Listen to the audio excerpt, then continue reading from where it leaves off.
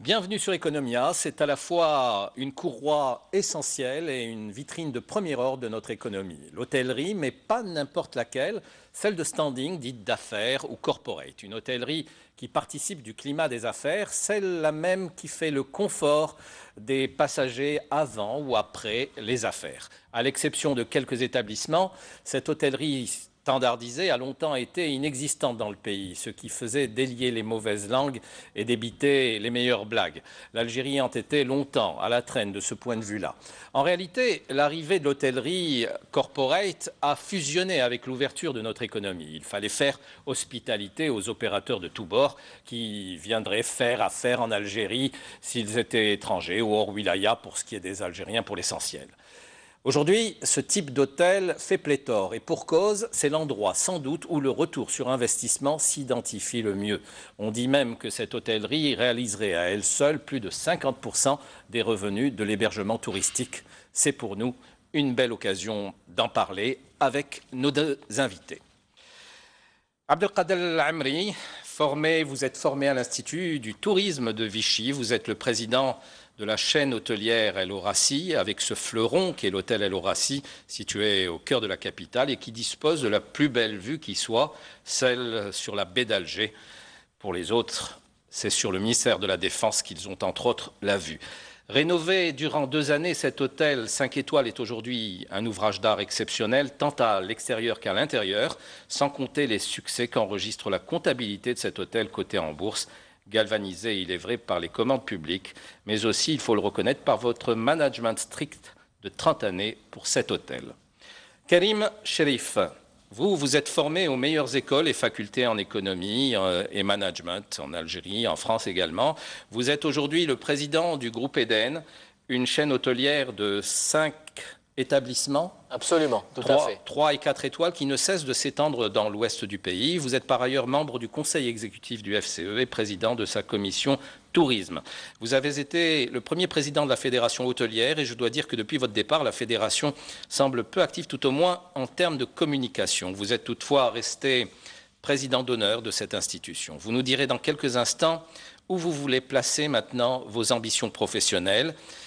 Et à ceux qui disent que vous êtes né une cuillère en or dans la bouche, car vous êtes le fils d'un moudjahid, bâtisseur et industriel de Mascara, qu'est-ce que vous répondez ? Écoutez, avant de vous répondre directement, je voudrais d'abord vous remercier de m'avoir invité dans une émission qui est au cœur même de ce que nous faisons, nous, dans le domaine de l'hôtellerie. Je dirais simplement que l'hôtellerie et la spécificité de l'hôtellerie est intimement liée au développement du tourisme. Donc on ne peut pas, l'un ne va pas sans l'autre, si vous le permettez. De plus, c'est vrai que j'ai très fortement milité, et je milite encore au jour d'aujourd'hui, à l'heure d'aujourd'hui plutôt, pour le développement du tourisme en Algérie. Donc le secteur de l'hôtellerie est un vecteur essentiel du développement économique, c'est aussi un secteur fondamental dans le cadre de la création de la valeur ajoutée, de la dynamique économique et de l'emploi pour notre pays. Et je crois que de ce point de vue-là, si vous le permettez, avant de répondre directement à votre question, j'aimerais faire un petit travelling, juste pour nos chers téléspectateurs, que je remercie, que je salue, d'ailleurs par votre biais, pour vous dire que le secteur du tourisme est un secteur essentiel. C'est pratiquement à l'échelle planétaire, à l'échelle mondiale, plus de 9% du PIB, du PIB, avec plus d'1 emploi sur 9 qui s'inscrit dans le secteur du tourisme. C'est à l'échelle du monde plus de 1,4 milliard de voyageurs internationaux. C'est plus de 1400 milliards de dollars de chiffre d'affaires. Alors évidemment, au regard de ces chiffres-là, l'Algérie peut paraître comme étant une destination un peu moindre. Il n'en demeure pas moins que notre pays a vu des résultats parfois spectaculaires dans le domaine du développement du tourisme. Et je rebondirai sur ce que vous avez dit tout à l'heure. Effectivement, depuis les années 99, il y a une vraie dynamique autour du secteur du tourisme et de belles réalisations ont été faites dans notre pays. Je trouverai, j'en parlerai, et je pense que M. Amri, pour qui j'ai beaucoup de respect, est un vrai professionnel et que lui pourra aussi effectivement, peut-être approfondir le secteur de l'hôtellerie haut de gamme avec l'Horaci. Je voudrais simplement aussi, et je terminerai, parce que c'est vrai que je ne voudrais surtout pas monopoliser la parole, vous me dites, vous m'arrêtez, vous me dites stop, arrêtez-vous. Donc, pour vous dire que le secteur de l'hôtellerie, à l'heure actuelle en Algérie, c'est pratiquement plus de 1200 établissements hôteliers, Effectivement, seuls 20% de ces hôtels, de ces établissements hôteliers sont peut-être aux standards internationaux, mais ça démontre qu'il y a effectivement une augmentation du parc hôtelier, parce que c'est le volume et le potentiel du parc hôtelier qui se mesure en lits, puisque nous sommes à l'heure actuelle, pour vous donner un ordre de grandeur, aux alentours de 110 000 lits en Algérie, qui peut nous permettre de construire une destination touristique pour notre pays et des flux d'attractivité de tourisme d'affaires, puisque c'est de ça qu'on va parler, me semble-t-il. 110 000 lits, alors qu'il en faudrait combien aujourd'hui? Quelle est la demande aujourd'hui? Je pense que si l'on prend, par exemple, nos voisins immédiats, enfin, en l'occurrence le Maroc et la Tunisie, le Maroc est à 250 000 lits et la Tunisie est approximativement autour de 280 000 lits. Je parle sous le contrôle de M.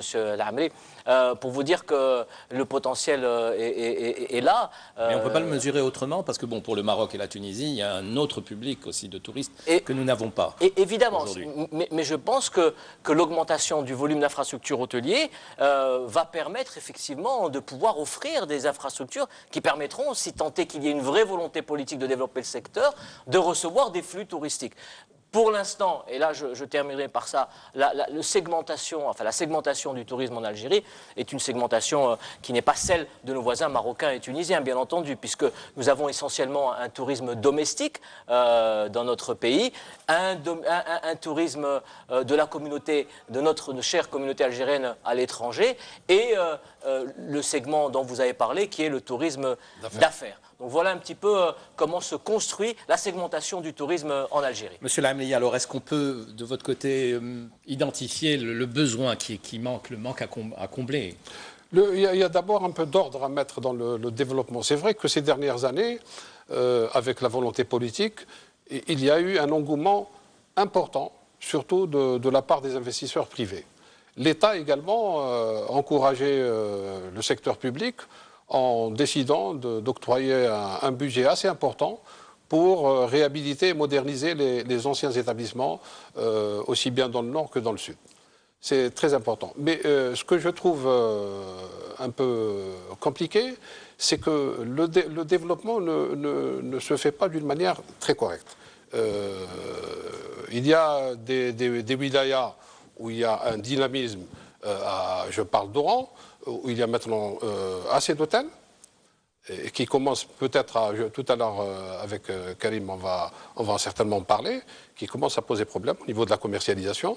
Oran, c'est vrai, est un grand pôle de développement économique. C'est devenu un pôle affirmé. Pourquoi Oran est allé plus vite que les autres? Bon, on verra. Parce qu'il y a eu beaucoup plus de dynamisme dans la wilaya d'Oran dans ce domaine, et parce qu'aussi, je pense que dans le secteur privé, on a facilité l'octroi de terrains d'assiette plus facilement que dans d'autres wilayas.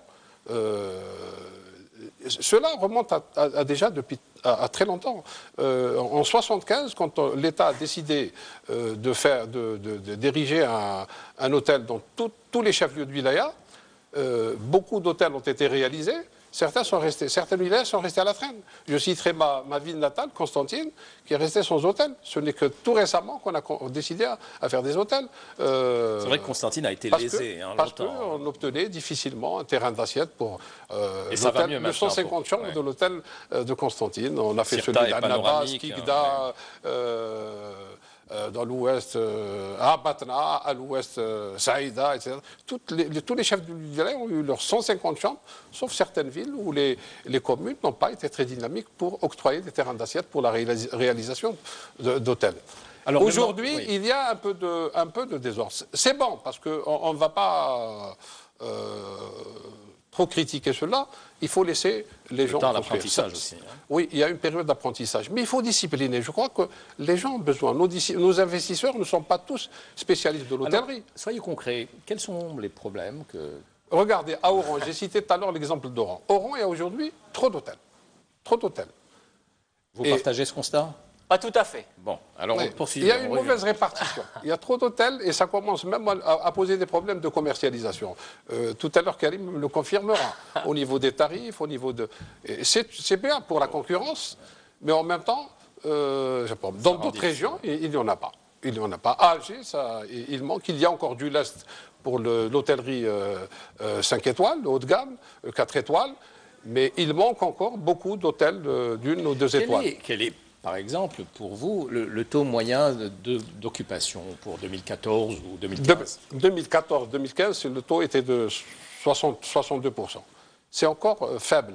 Mais sachez une chose, c'est que surtout pour 2015, ça a été une année très dure.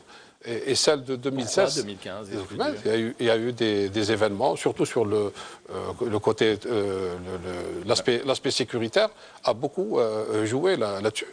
Regardez, depuis les attentats de Paris, beaucoup d'hommes d'affaires se déplacent de moins en moins. Ils devraient venir ici, voilà. On est plus en sécurité peut-être. Voilà. Pardon? Mais on est plus en sécurité, ils n'ont pas... Oui, Alger n'a pas été, c'est vrai, Alger n'a pas été touché par les problèmes de sécurité. Tunis, mais vous savez, quand les gens se déplacent, des fois, les familles vont jusqu'à interdire à leurs parents de se déplacer. Ça va jusque-là. Donc vous situez cette réduction dans le taux d'occupation à ce niveau-là. Hein. Mais quand ça se met à bouger, parce qu'un hôtel, c'est le baromètre de l'économie. Dans la capitale, ici Alger, à Oran, qui est devenu un grand pôle de développement, c'est un véritable baromètre. D'accord. Alors, on revient à Oran. Il y a un problème sur Oran aujourd'hui en termes de commercialisation? D'abord, j'aime bien, avant de répondre directement aux questions, remettre les choses à leur juste valeur. Mais c'est vrai, c'est bien. Non, mais vous avez raison, parce que Monsieur Al-Amri est véritablement dans l'opérationnalité. Donc, il a conscience des enjeux, des contraintes, des problématiques qui sont liées à ce segment, à ce secteur de l'hôtellerie d'affaires. Mais moi, je reviens toujours à l'environnement macroéconomique. Et je voudrais revenir là-dessus sur l'émission que vous avez organisée aujourd'hui, parce qu'elle tombe à pic. Vous savez que l'Algérie est dans un nouvel environnement dans lequel, effectivement, la baisse des hydrocarbures nous amène véritablement à repenser la problématique du développement et de la diversification de notre économie.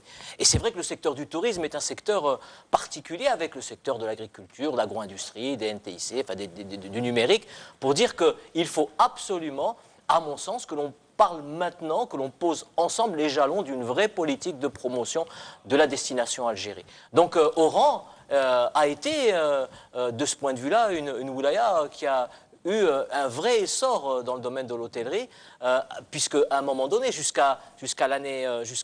mois de septembre, Oran était la wilaya dans laquelle le volume, enfin le nombre d'infrastructures hôtelières était le plus important. Ça a été dépassé par Alger il y a de cela depuis le mois de novembre, puisque nous sommes à plus de 190 établissements hôteliers sur Alger et 172 établissements hôteliers sur Oran. La dimension et l'envergure du tourisme haut de gamme, de haut niveau sur Alger étant plus prononcée que celui d'Oran. Il n'en demeure pas moins qu'Oran a effectivement été doté d'une infrastructure importante. C'est dû à l'attractivité et au dynamisme de la wilaya d'Oran. C'est aussi effectivement dû à la rareté du foncier touristique sur Alger, alors qu'au niveau d'Oran plutôt, nous avons eu la possibilité à ce que des investisseurs puissent avoir des assiettes et donc développer ce secteur de l'hôtellerie. Donc c'est dû aussi au fait qu'Oran soit un carrefour économique, artisanal, commercial, culturel, universitaire, donc qui a fait que les hôteliers, bien évidemment, par rapport à leur retour sur investissement, se sont inscrits dans une wilaya où il y avait un potentiel de clientèle qui s'est accru. Je crois que la nouvelle donne économique depuis les années 2000 a permis aussi à des investisseurs, à de grands industriels, de grands groupes de s'installer sur Oran. Et ça continue, puisque l'installation de l'usine Renault dernièrement montre véritablement que notre wilaya est une wilaya qui semble-t-il très attractive. D'accord, mais est-ce que vous êtes affecté dans votre commercialisation? Alors nous pensons que la concurrence, que l'émulation, que la compétition est un bien. Donc d'ailleurs nous avons à chaque fois appelé de nos voeux à ce que de grandes enseignes et de grandes chaînes et de grands hôtels indépendants, parce qu'on a toujours tendance aussi à parler des chaînes hôtelières internationales, mais il y a des Algériens indépendants qui réalisent, qui bâtissent, qui construisent et qui font des produits qui quelquefois, en termes de satisfaction, sont au même niveau que ces grandes chaînes internationales. En parlant de chaînes internationales, monsieur Amré a dit tout à l'heure qu'il y avait de la ressource humaine. Je dirais que sur Oran, ces grandes chaînes internationales ont pioché, ont pris beaucoup de ressources humaines qui étaient déjà dans des hôtels indépendants. Ce qui veut dire quelque part que ces hôtels indépendants ont aussi mis en place des politiques de formation et de valorisation de la ressource humaine. Nous-mêmes, au niveau des hôtels Eden, nous avons mis en place des circuits de formation en interne, en externe. Nous avons signé des contrats avec des lycées hôteliers à l'étranger. Nous avons envoyé de la ressource humaine, aussi bien des cadres que des cadres intermédiaires, se former dans les hôtels, dans les établissements hôteliers. Donc je veux dire, nous essayons et nous avons surtout essayé. Monsieur Schliff, par est-ce rapport... que vous avez été atteint dans votre commercialisation aujourd'hui? Est-ce que vous sentez que cela pèse sur votre Bien évidemment, bien évidemment. Le fait qu'il y ait de nombreux établissements hôteliers impacte la fréquentation de nos hôtels. Mais ça vous a amené à revoir les tarifs de plus près? C'est assez paradoxal, mais c'est vrai que d'un côté, effectivement, on a senti le besoin de mettre en place de nouvelles politiques de commercialisation avec de nouvelles grilles tarifaires, mais d'un autre côté, le fait que Oran soit doté de nombreux hôtels a augmenté le potentiel de clientèle. Vous savez, c'est un petit peu comme demain, vous voulez acheter une paire de chaussures, Bissabil Mittel, par exemple, vous n'allez pas aller dans un village perdu dans lequel il y a une seule boutique de chaussures. Vous allez aller dans l'endroit où vous avez plusieurs boutiques de chaussures. Vous allez être sûr de trouver votre bonheur là-dedans. Donc, je pense que c'est un peu pareil. Plus il y a d'hôtels et plus le spectre, plus le potentiel de clientèle augmente et plus tous les hôtels en profitent. Alors, M. Lamé, on revient donc à ce niveau de standing d'hôtel. Alors, est-ce que ces hôtels ont une spécificité dans l'âme et quels sont, encore une fois, les problèmes qu'ils rencontrent au niveau notamment de la formation, comme M. Schliff vient de l'évoquer, mais quels sont les problèmes qui affectent ce type d'hôtel aujourd'hui? Est-ce qu'ils sont réellement dans la norme internationale? Oui, ces hôtels sont, surtout se rénover, sont dans la norme internationale. C'est-à-dire que, prenons l'exemple de votre hôtel. Oui. Votre hôtel est un 5 étoiles. Oui. Il le serait également s'il était en France ou aux États-Unis ou en Italie. Absolument. Absolument. Maintenant, vous parlez du personnel. On va parler tout à l'heure, aborder le sujet de la classification des établissements. Oui. Bien sûr, le haut de gamme doit d'abord, parlons-en tout de suite avant de parler de la formation. Au niveau de la construction, au niveau de la conception, au niveau de la décoration, au niveau des équipements, etc., doit aller vers le haut niveau. Il en est de même pour le personnel. Le personnel doit être... Je voudrais vous poser une question. J'ai vu que dans un journal officiel que vous étiez membre de la commission qui affectait les étoiles. Quoi. Oui. Commission nationale de classement. Pardon? La commission nationale de classement. Je ne l'ai pas fait pour le Racing. Pour le Racing. Non. D'accord. Non. Il n'était pas jugé parti. Le jour où on est venu visiter le Racing pour son classement, je me suis abstenu. J'ai laissé mes collègues faire leur travail le plus normalement du monde. D'accord. Alors, la classification, elle est aux normes elle-même? Oui, la classification est aux normes parce que nous sommes inspirés. Le cahier des charges a été fait sur des normes internationales. J'ai un exemple du document, je vous le laisserai plus tard, vous le compulserez, vous verrez que c'est conforme sur la classification à ce qui se pratique à l'étranger. Pardon? Quand on voit un 3 étoiles, c'est réellement un 3 étoiles, un 2 étoiles? Ça dépend de quelle normative vous voulez parler. Oui. C'est-à-dire que vous savez que, par exemple, en France, on parle toujours de la France, c'est un peu ce qu'on connaît le mieux, il y a eu une nouvelle classification. Il n'y avait pas de 5 étoiles en France. Je parle là aussi sous le donc, ce n'est que la dernière nomenclature classification, je crois que ça date d'une année, où on a introduit les 5 étoiles. Par contre, il y avait des 4 étoiles plus, ce que nous n'avons pas ici. Donc, tout dépend un petit peu de ce que vous voulez dire. Si vous voulez dire que les normes, le niveau de prestation d'un 5 étoiles en Algérie est le même que celui d'un 5 étoiles en Europe, je dirais, moi, que oui. Je dirais que les prestations et le niveau de qualité d'un établissement et de confort d'un établissement comme l'Horacie est, semble-t-il, le même que celui d'un 5 étoiles en Europe. Mais là où je diverge un petit peu, enfin c'est par rapport à ce que j'ai cru comprendre, c'est qu'on ne peut pas, à mon sens, construire une politique touristique ou une politique hôtelière uniquement sur le 5 étoiles. Le 5 étoiles vient à la fin d'un processus qui est celui de la consolidation touristique. Nous avons besoin d'abord d'hôtels d'une étoile, de 2 étoiles, de 3 étoiles, de 4 étoiles. En aparté, on parlait du monopole qu'exerçait l'Horacie, dont a bénéficié l'Horacie, l'hôtel El Jazer, avant l'avènement des hôtels gérés actuellement par les chaînes, etc. C'était peut-être un avantage, mais c'était surtout un gros inconvénient.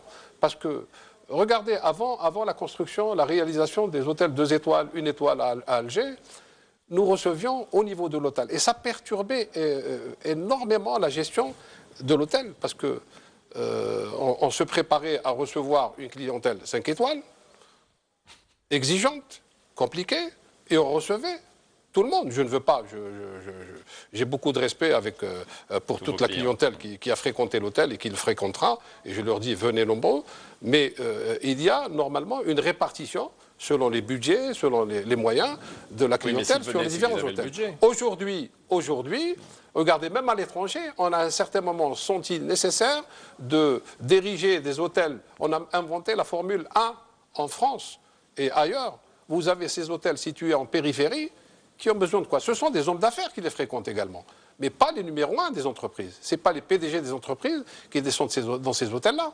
Mais ces hôtels sont situés en périphérie, ils sont conçus d'une manière très simple. C'est de petites chambres, de petite taille, avec un téléviseur accroché au mur, un lit confortable et une douche. Ce dont a besoin aujourd'hui un homme d'affaires qui a le lendemain rendez-vous dans une société, c'est de se faire propre, d'avoir un téléviseur pour suivre un peu ce qui se passe à travers le monde et de pouvoir téléphoner à sa famille et le lendemain prendre son petit déjeuner. Avant, on recevait à l'Horacie, avant la construction. À cause des prix, parce que les prix n'étaient pas à leur juste... Pas seulement les prix, parce que souvent les gens venaient, ils étaient par exemple fonctionnaires, ils venaient avec un bon de commande. Ce n'est pas eux qui payaient, ils étaient pris en charge. C'est celui-là le problème. Et aujourd'hui, c'est vrai ce que disait Karim, aujourd'hui il y a une diversification de l'offre et la clientèle est répartie. Et ça permet aux hôteliers, aux responsables des différents établissements de se concentrer, de se préparer pour la clientèle qu'ils reçoivent et du niveau de la clientèle qu'ils reçoivent.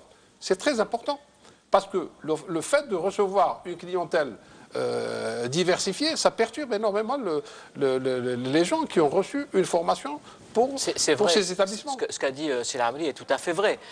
Mais c'est vrai aussi que le facteur prix est important. On ne peut pas développer un tourisme domestique national pour nos compatriotes uniquement sur du 5 étoiles. On ne peut pas demander aux Algériens de faire du tourisme domestique alors qu'en général, on voyage en famille, on est nombreux, tout ça. Aller dans des chambres d'hôtel qui font 25 000, 30 000 dinars. Mais même pour les affaires, Karim, Donc, le simple commerçant qui a besoin de retirer des papiers à Alger, il n'a pas besoin de descendre à l'Horacie. Il Absolument. a besoin d'une étoile, de 2 étoiles, c'est tout.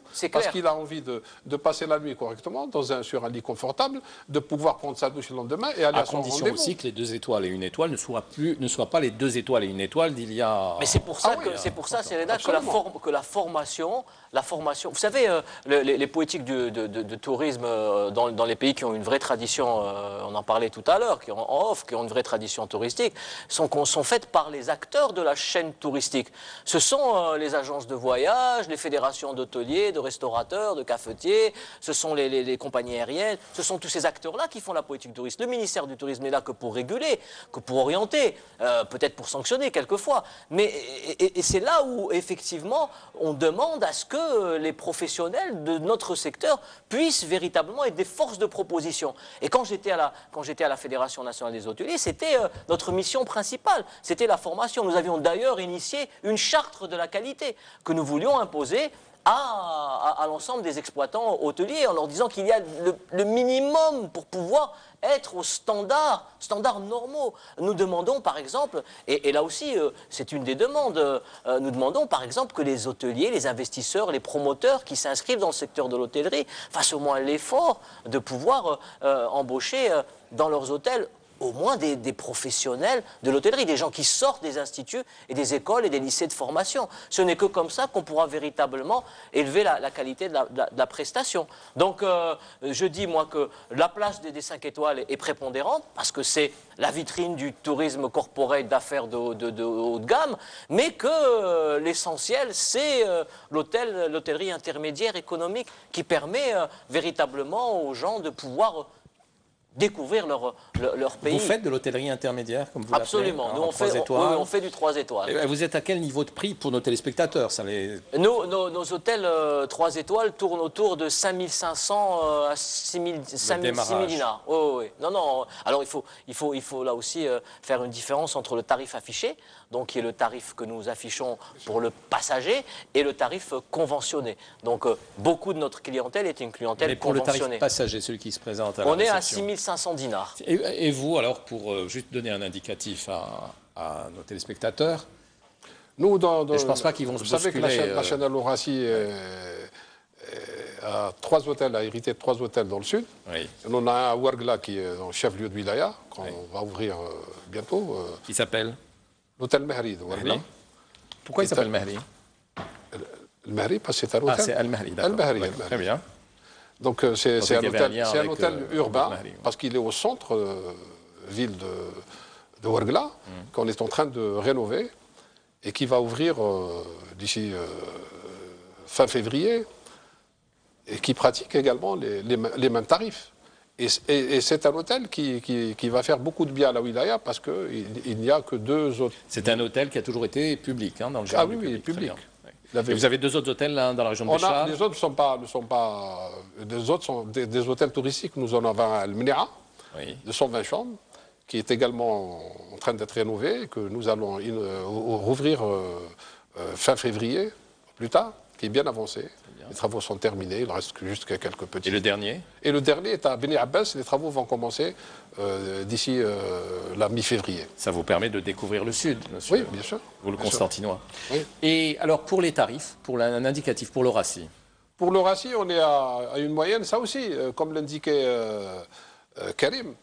Oui, les gens retiennent surtout les tarifs affichés. Ouais. Mais nous avons des tarifs corporate. Le tarif moyen est 26 000 dinars. Mais nous avons des tarifs. C'est ça qui fait qu'à un certain moment, on nous a accroché la réputation d'être l'hôtel le plus cher de la capitale, peut-être même d'Algérie. Et c'est pas vrai. C'est pas vrai. Nous avons, quand on a décidé. Quelquefois, c'est bien, ça fait partie de l'image. Oui, l'image, mais c'est bien, mais ça fait à un certain moment fuir un peu la clientèle, mais les gens sont revenus.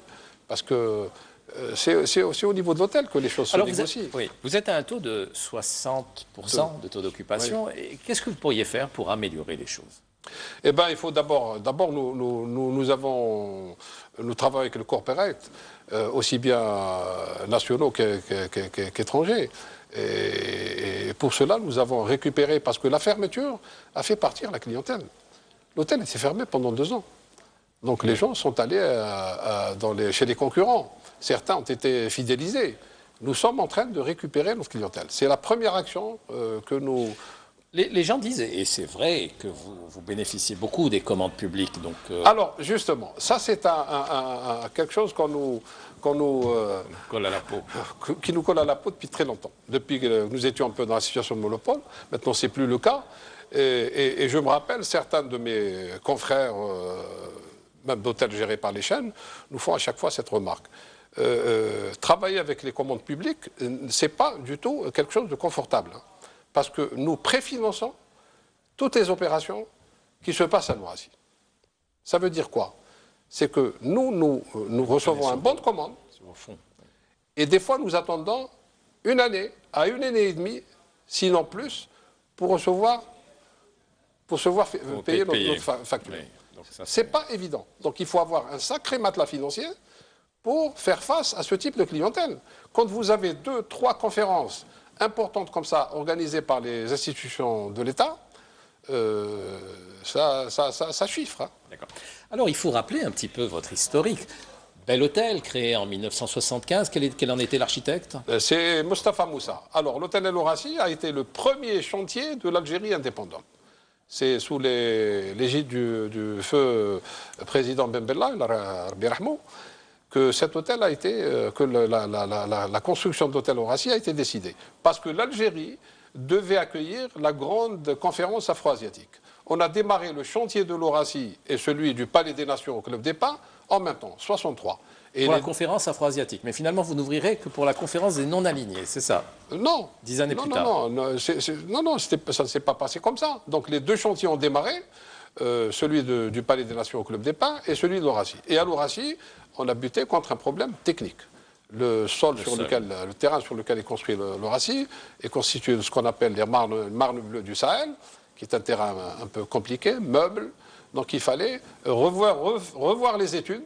Et les autres, il devait y avoir plus d'étages. Voilà. Mais les étages, c'était pas un problème c'était un problème de budget. Parce qu'on a commencé, on a consolidé le terrain, en injectant des pieux et un radier général avant d'entamer les fondations de cet hôtel. Et les fondations sont parties pour un hôtel de 900 chambres.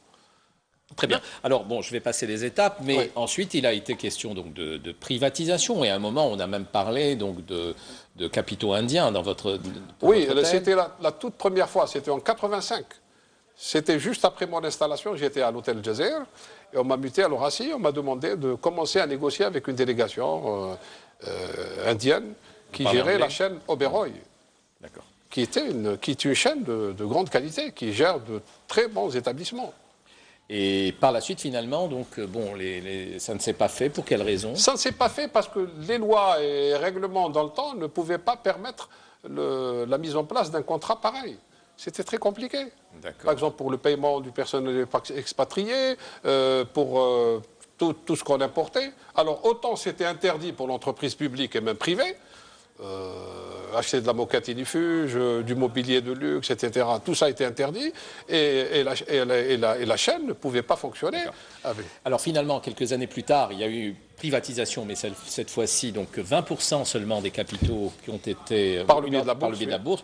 Vous entrez à la bourse et vous mettez en vente 20% donc, aux institutions et aux citoyens. Hein. Oui. Et il y a eu un engouement important pour l'action de l'Horaci. Et c'était là où il fallait peut-être aller plus haut plus loin que les 20%, parce qu'on pouvait aller jusqu'à 30, 40%. Mais dans le temps, les responsables ne voulaient pas qu'on aille plus loin. Et on a d'ailleurs, dans les offres de vente, dans les promesses de vente, on a vendu plus qu'il ne fallait.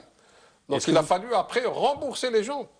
L'engouement était tel que les gens avaient acheté des paquets. C'est encore des incohérences, c'est-à-dire qu'on a vendu plus d'actions qu'il ne fallait. Oui, parce que dans la promesse de vente, c'était comme ça. C'était comme ça, donc quand on a comptabilisé, il fallait rembourser les gens. Et ça se passe toujours comme ça dans une opération boursière. Oui. Ça paraît étrange, mais bon.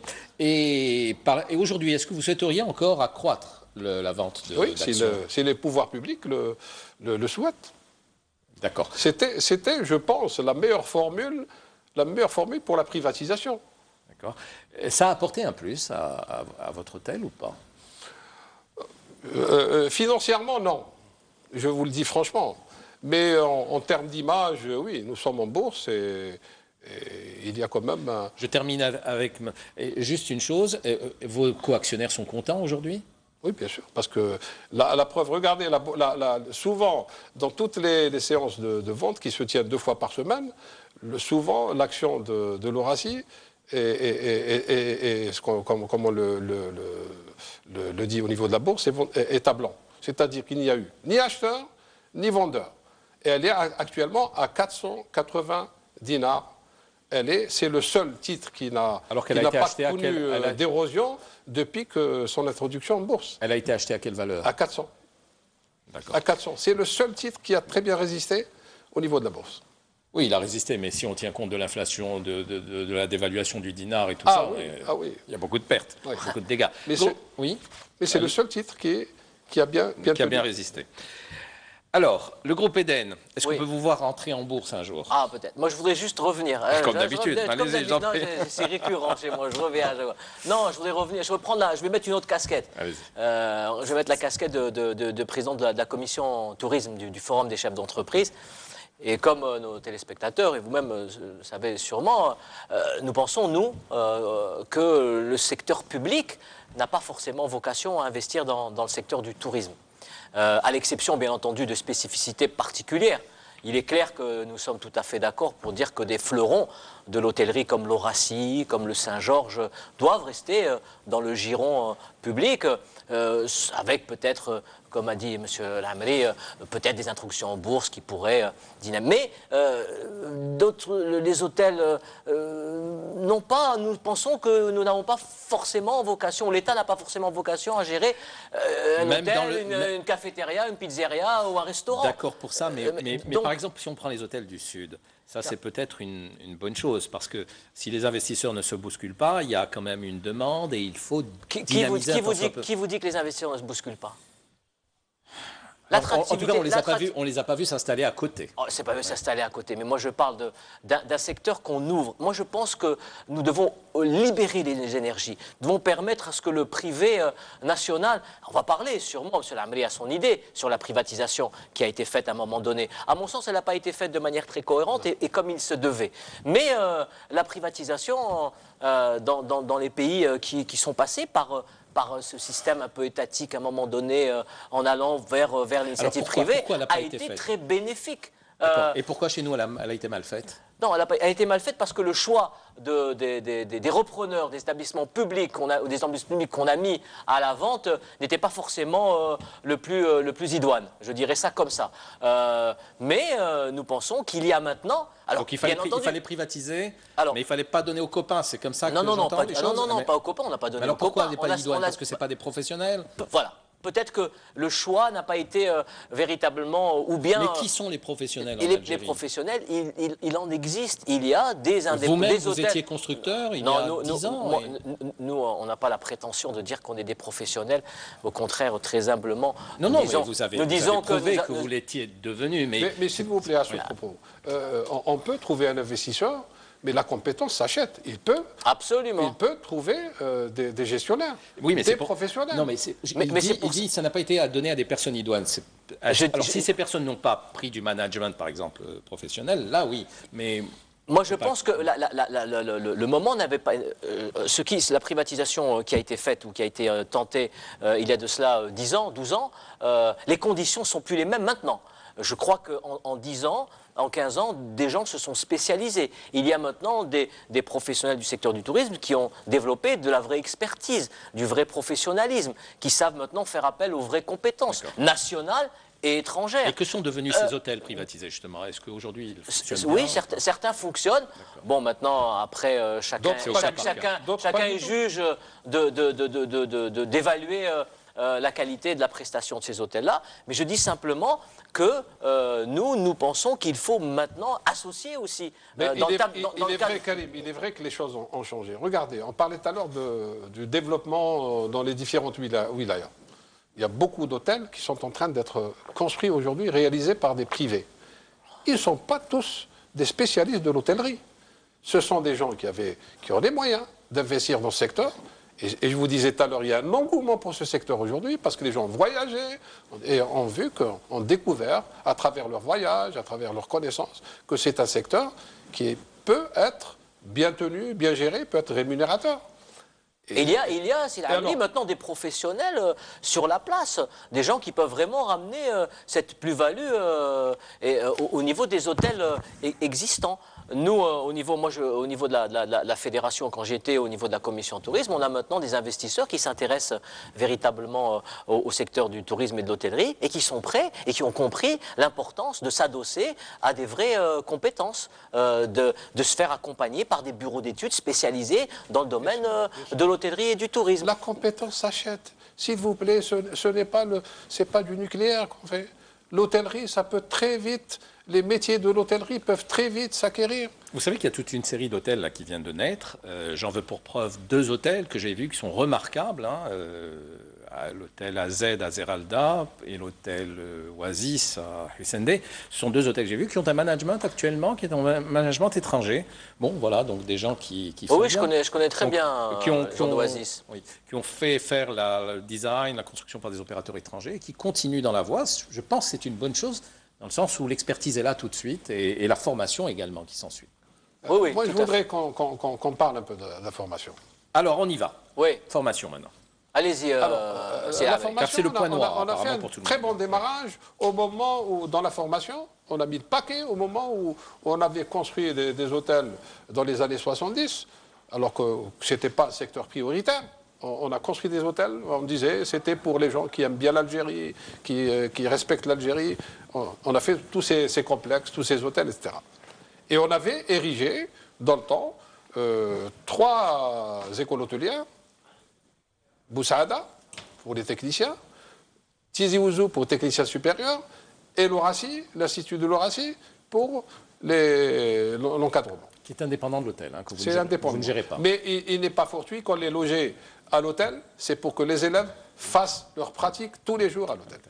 Et c'était une excellente chose. Malheureusement, ça ne se fait plus maintenant. C'est dommage. Alors, on a érigé ces 3 écoles, et qui ont formé de très bonnes promotions. Je vous disais tout à l'heure que quand les chaînes hôtelières se sont installées en Algérie, elles étaient très satisfaites de trouver du personnel formé, de qualité, etc.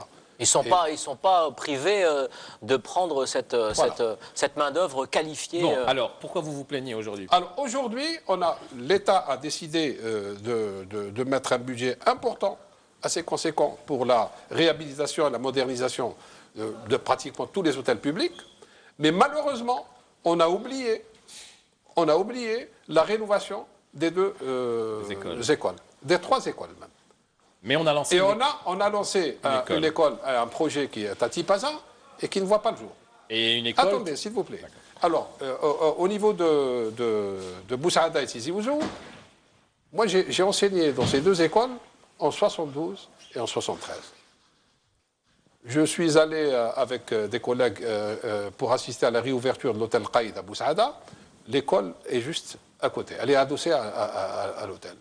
Et par curiosité, avec d'autres collègues qui avaient également enseigné dans cette école, nous sommes allés faire un tour pour visiter l'école où nous avions travaillé. Vous savez que le matériel de cuisine, le matériel de pâtisserie est le même, il est là, c'est celui de 72. Alors que les choses dans ce domaine, dans le matériel hôtelier, dans le matériel de cuisine, dans le matériel de pâtisserie, a complètement changé. Comment voulez-vous aujourd'hui que des élèves qui sortent de ces écoles-là puissent travailler? Mais vous savez pourquoi? Parce que l'état des hôtels eux-mêmes était en désuétude. Donc oui, mais il fallait démarrer la rénovation en même temps. Oui, ça c'est juste. C'est dommage, parce qu'aujourd'hui... Il y a une école Eshra. Voilà. Une école c'est une excellente chose. C'est une excellente chose. Oui. C'est une excellente chose parce que c'est quand même l'école de Lausanne. C'est un établissement qui est sur 15 hectares. Alors c'est un établissement public très belles installations. Avec un management étranger. Oui, parce et que des enseignants. Voilà, parce que le diplôme aura la même valeur que celui de Lausanne. Et je suis très content pour l'aspect pédagogique de cette. Je dis bien pour l'aspect pédagogique de cette école, parce que les élèves vont faire de la pratique, et beaucoup de pratique. Parce qu'ils ont des cuisines d'application, ils ont un hôtel d'application, ils ont un restaurant d'application, et ce n'est que comme ça qu'on formera de bons hôteliers. Et la formation coûte cher. La formation coûte cher, justement. Vous me l'avez, j'allais continuer. La formation coûte cher. Moi, je trouve anormal qu'un établissement qui a été fait sur des fonds publics exige que tout le monde paye. On peut réfléchir à un pourcentage d'élèves, parce qu'on peut avoir, il y a parmi les Algériens des jeunes qui ont des aptitudes pour faire ce métier, qui veulent faire ce métier, mais qui n'auront pas les moyens de payer 1 million de dinars par an. Moi, je pense que couvrir, donner la chance à quelques Algériens dans chaque promotion pour pratiquer, pour faire des études dans cet institut, serait une excellente chose. Alors, dans l'immédiat, l'investissement est public. Dans l'immédiat, reste autre chose pour trouver les bonnes personnes et bien les former, c'est que vous fassiez vous-même l'école en même temps que vous recrutez. Non, nous recrutons. Les deux écoles, malgré leur état de vieillissement, continuent à assurer une formation de qualité. Ce qui leur manque, c'est aujourd'hui une bonne pratique. Donc, alors, sur les écoles... oui, moi je dirais que c'est Amri a tout à fait raison, comme il a dit lui. Non, mais c'est vrai que le besoin de formation à l'époque, quand il y avait uniquement ces 3 instituts, celui de Boussaada, Tizi Ouzou et de Lorassi, était aussi un besoin par rapport à une infrastructure hôtelière existante. Donc maintenant, avec l'explosion des infrastructures hôtelières, nous avons besoin encore davantage de formations, d'instituts, de lycées et d'écoles. Je dirais qu'au-delà de l'ECHRA, l'école de Stawali dont vous avez parlé, qui vient effectivement ramener un plus en termes de formation à Ain Benyen plutôt, je ne suis pas d'Alger, donc à Ain Benyen plutôt, c'est vrai que ça va nous donner à nous la possibilité d'avoir de la ressource dans le domaine, mais dans le domaine des gestionnaires dans le domaine de l'hôtellerie. Ce qui, alors que c'est la Hamadi, le vrai besoin au niveau de nos hôtels, il est dans l'intermédiaire.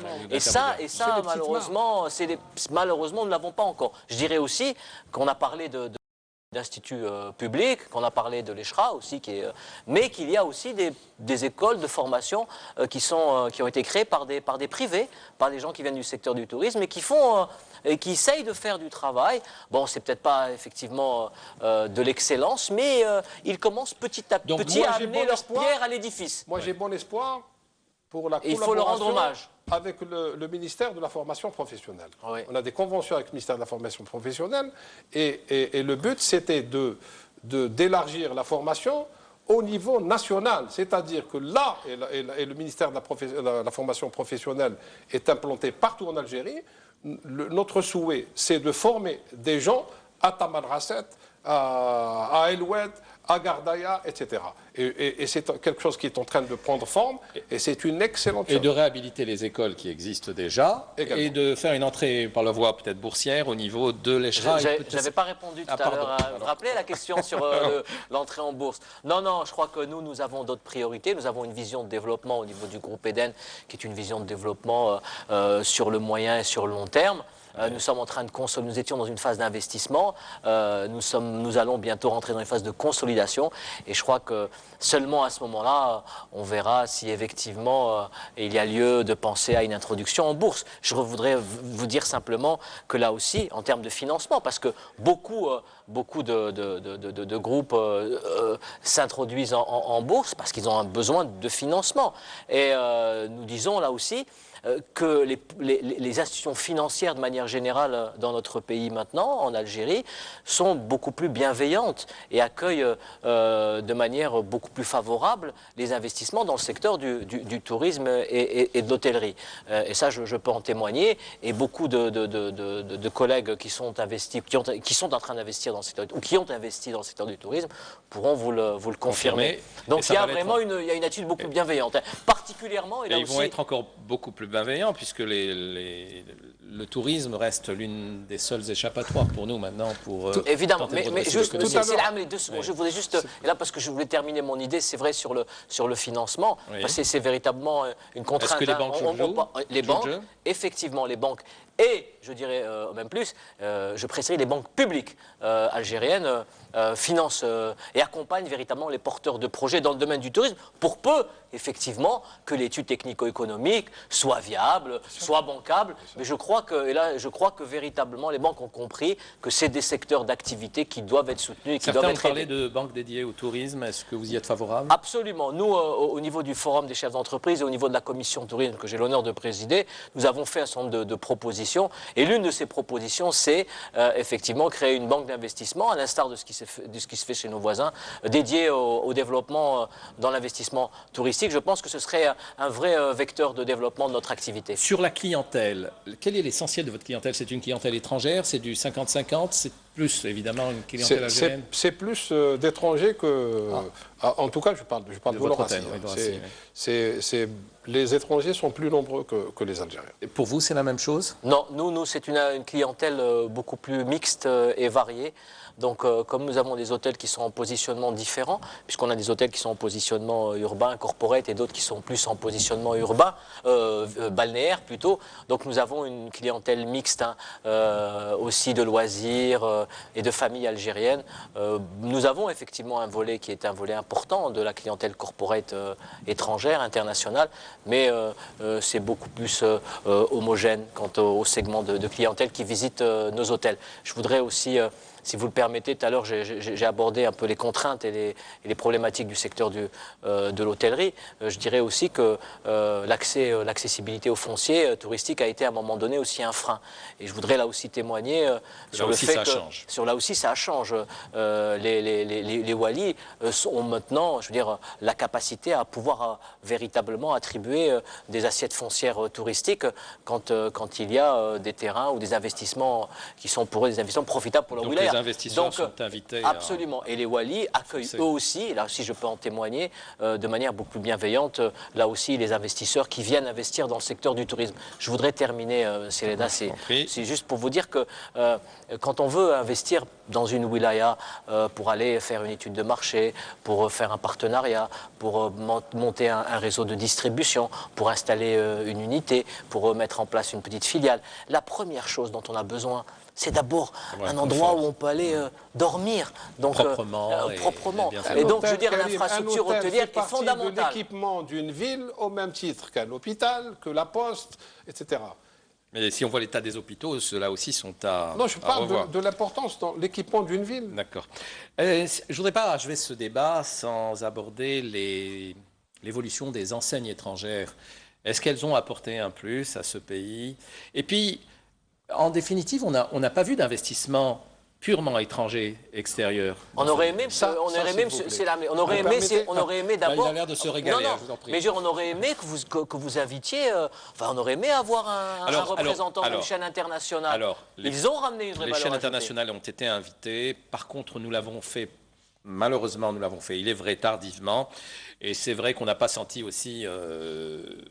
C'est dommage. Tout de suite de s'exprimer. Peut-être parce qu'ils sont bridés aussi par à la fois les propriétaires, l'État, et par leur chaîne aussi, parce que ils ne sont pas du tout bridés par les propriétaires. Ils sont même un peu trop libres, à mon sens.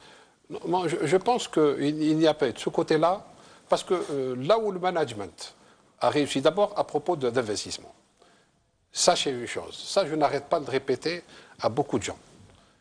Les chaînes n'investissent pas, sauf là où c'est réellement utile et là où c'est profitable.